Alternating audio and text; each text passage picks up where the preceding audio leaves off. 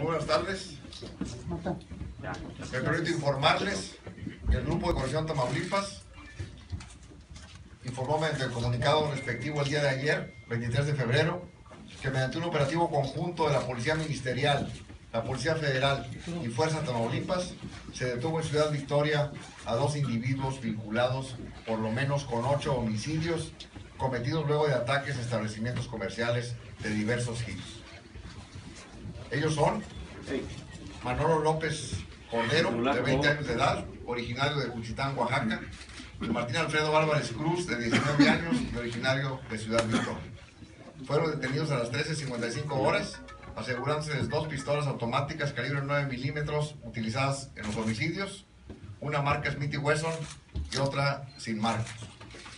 Ambos se desplazaban a bordo de una minivan Honda Odyssey color dorada, modelo 2001, que la noche del lunes 22 de febrero fue vista partiendo de un comedor ubicado en el kilómetro 1 de la carretera Rumbo Nuevo, donde atacaron a balazos a 2 mujeres, una de las cuales falleció horas después.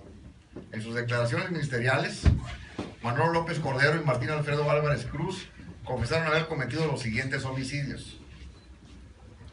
Enero 26.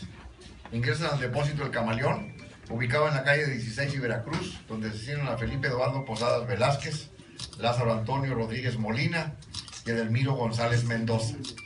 Por este caso, fueron detenidos inicialmente 2 cómplices, Joel Luna Zamarripa y Julio Adrián Lugo Hernández.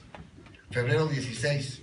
Ingresan al depósito Adolfos, ubicado en la calle 16 y Michoacán, donde balacean en 3 ocasiones al empleado Jonathan Guadalupe Padilla Contreras, quien muere fuera del negocio al intentar escapar.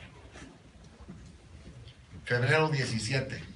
Privan de la vida a Lázaro Alvarado Cepeda, taxista que tenía 41 años de edad. Su cuerpo es localizado en el interior de su taxi abandonado en la calle Ferromex, entre Honestidad y Sol, en la colonia Ampliación El Palmar.